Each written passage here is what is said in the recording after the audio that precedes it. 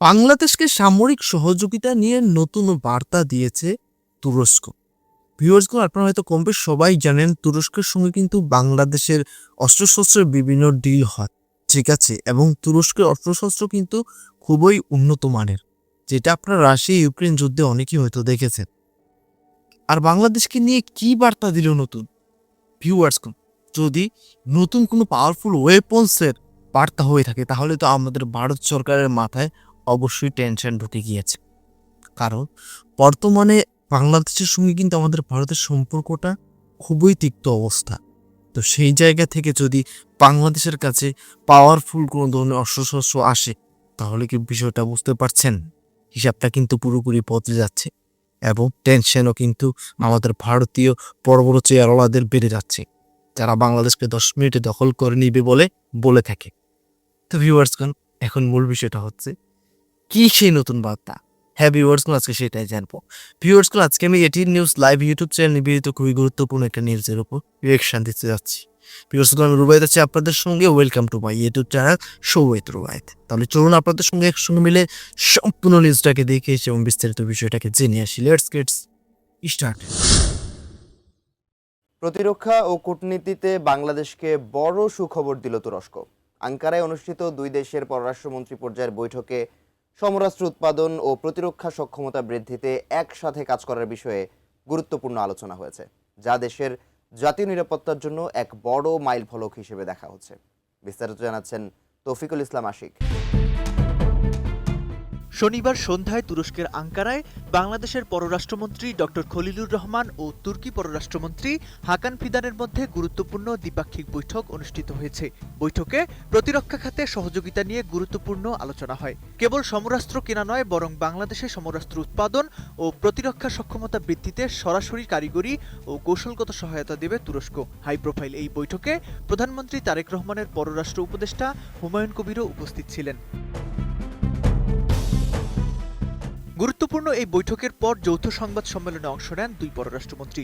তুর্কি পররাষ্ট্রমন্ত্রী হাকান ফিদান দ্বিপক্ষীয় ও বহুপক্ষীয় ক্ষেত্রে বাংলাদেশের সঙ্গে বন্ধুত্বপূর্ণ ও ভ্রাতৃত্বপূর্ণ সম্পর্ক বজায় রাখার প্রতিশ্রুতি পুনর্ব্যক্ত করেন। বৈঠকে সমরাস্ত্রের পাশাপাশি জ্বালানি, বাণিজ্য, শিক্ষা ও স্বাস্থ্য খাতেও বিনিয়োগ বাড়াতে আগ্রহ দেখিয়েছে আঙ্কারা।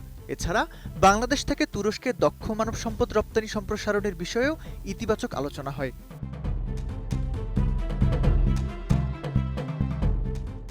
নোভা এলইডি টিভি, ঝকঝকে ছবি, নিখুঁত শব্দ, 5 বছরের ওয়ারেন্টি। নোভা মানে সঠিক মান, নিশ্চিত সেবা। কূটনৈতিক সম্পর্ককে আরও প্রাতিষ্ঠানিক রূপ দিতে এই সফরে একটি গুরুত্বপূর্ণ সমঝোতা স্মারক স্বাক্ষরিত হয়েছে।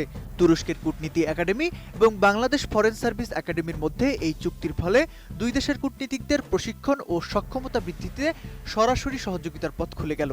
এছাড়া আঞ্চলিক রাজনীতির গুরুত্বপূর্ণ ইস্যু গাজায় শান্তি প্রতিষ্ঠার লক্ষ্যে বিশ্বমঞ্চে তুরস্ক ও বাংলাদেশ এখন থেকে অভিন্ন কণ্ঠে কথা বলবে। অন্যদিকে জাতিসংঘের সাধারণ পরিষদের আসন্ন অধিবেশনে সভাপতিত্বের জন্য বাংলাদেশের প্রার্থিতার প্রতি দ্ব্যর্থহীন সমর্থন ব্যক্ত করেছে তুরস্ক। এটি বিশ্ব রাজনীতিতে বাংলাদেশের শক্তিশালী অবস্থানেরই প্রতিফলন। আঙ্কারা সফর শেষে পররাষ্ট্রমন্ত্রী ডক্টর খলিলুর রহমান এখন যুক্তরাষ্ট্রের নিউ ইয়র্কের উদ্দেশ্যে রওনা করেছেন। সেখানে তার আরও কিছু গুরুত্বপূর্ণ বৈঠকে অংশ নেওয়ার কথা রয়েছে। ভিউয়ার্সগণ, বাংলাদেশ এবং তুরস্কের এই যে চুক্তির কথা হচ্ছে বা চুক্তিটা হচ্ছে, এর দ্বারা কিন্তু শুধু সামরিক খাতেই কিন্তু উন্নত আসবে না, ঠিক আছে, এর দ্বারা কিন্তু বাংলাদেশের অর্থনৈতিক দিকেও কিন্তু অনেক উন্নতি আসবে।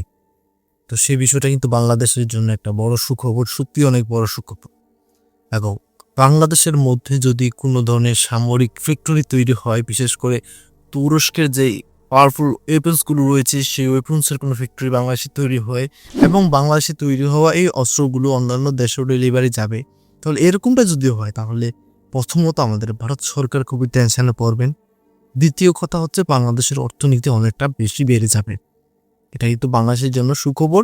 এবং বাংলাদেশের মধ্যে ফ্যাক্টরি অস্ত্রের ফ্যাক্টরি যদি হয় পাওয়ারফুল অস্ত্রের, তাহলে কিন্তু এটা আরো বড় সুখবর। ভিউয়ার্স, আপনাদের ব্যক্তিগত মতামত কি কমেন্ট করে জানাবেন। তাহলে চলুন বাকি নিউজটা দেখিয়ে আসি।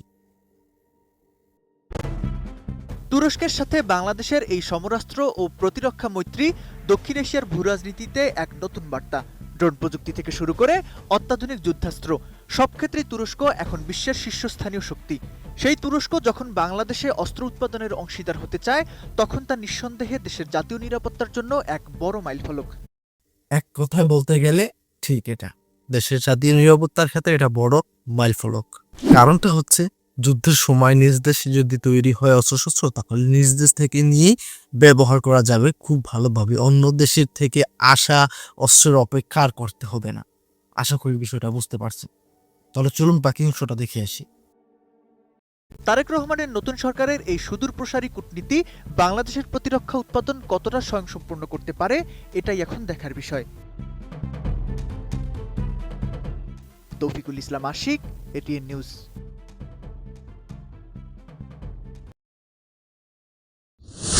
তো ভিউয়ার্স, আশা করি সম্পূর্ণ নিউজটা আপনারা মন দিয়ে দেখেছেন এবং বিস্তারিত সবকিছু আপনারা বুঝেছেন।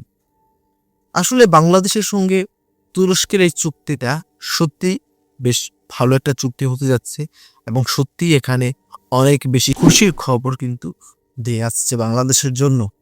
কারণ এটা শুধুমাত্র বাংলাদেশের সামরিক খাতেই প্রভাব ফেলবে না, এটা প্রভাব ফেলবে বাংলাদেশের অর্থনীতিতে, যেটা বাংলাদেশের অর্থনীতিকে আরো বেশি এগিয়ে নিয়ে যাবে এবং বাংলাদেশের সামরিক সক্ষমতাও আরো বেশি বাড়িয়ে দেবে। কারণ বাংলাদেশের কাছে বর্তমানে কোনো পাওয়ারফুল ব্যালিস্টিক মিসাইল নেই। তুরস্কের সঙ্গে যদি বাংলাদেশের এরকম কোনো চুক্তি হয় যে বাংলাদেশি ব্যালিস্টিক মিসাইলের কারখানা তৈরি হবে এবং সেটা বাংলাদেশের মধ্যে সব ধরনের প্রসেসিং করা হবে, তাহলে বিষয়টা বুঝতে পারছেন কি হতে যাচ্ছে। এবং তুরস্কের উন্নত মানের ড্রোনের ফ্যাক্টরি যদি বাংলাদেশ তৈরি হয়, তাহলেও কিন্তু বিষয়টা বেশ ভালো হচ্ছে। এক কথায় বলতে গেলে তুরস্কের যে পাওয়ারফুল ওয়েপন্সগুলো রয়েছে, সেই পাওয়ারফুল ওয়েপন্সগুলোর যদি কোনো ফ্যাক্টরি বাংলাদেশে তৈরি হয়, তাহলেই কিন্তু বিষয়টা অন্য ধরনের একটা খেলায় পরিণত হতে যাচ্ছে দক্ষিণ এশিয়ার মধ্যে। এবং এর দ্বারা আমাদের ভারত সরকারের টেনশনটা কিন্তু বাড়বে, সেটা কিন্তু আমি অস্বীকার করছি না।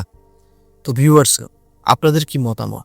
আপনারা কি চান বাংলাদেশ এবং তুরস্কের সঙ্গে এই চুক্তিটা হোক? যদি চান অবশ্যই কমেন্ট করে জানাতে বলবেন না। বর্তমানে তুরস্কের সঙ্গে বাংলাদেশের সম্পর্কটা আসলে খুবই গভীর হচ্ছে, যেটা হওয়া খুবই প্রয়োজন। এবং তুরস্ক থেকে বাংলাদেশ কিন্তু বাইরাক্টার TB2 ড্রোনও ক্রয় করেছে এবং এই ড্রোনগুলো কতটা পাওয়ারফুল আশা করি আপনারা সকলেই জানেন। তো ভিউয়ার্স, ছিল বিস্তারিত। আপনাদের ব্যক্তিগত মতামত জানাতে ভুলবেন না। ব্যক্তিগতভাবে আমি চাই বাংলাদেশের সঙ্গে তুরস্কের চুক্তিটা আরো বেশি জোরালো হোক। আপনিও কি চান কিনা প্লিজ কমেন্ট করুন। তাহলে ভিউয়ার্স, আজকে এই পর্যন্তই বিদায় নিচ্ছি। এখানেই দেখা হবে পরবর্তী কোনো একটা ভিডিওতে। ততক্ষণ পর্যন্ত সকলে ভালো থাকবেন, সুস্থ থাকবেন। ঈদের শুভেচ্ছা রইল। টাটা, বাই বাই, আল্লাহ হাফেজ।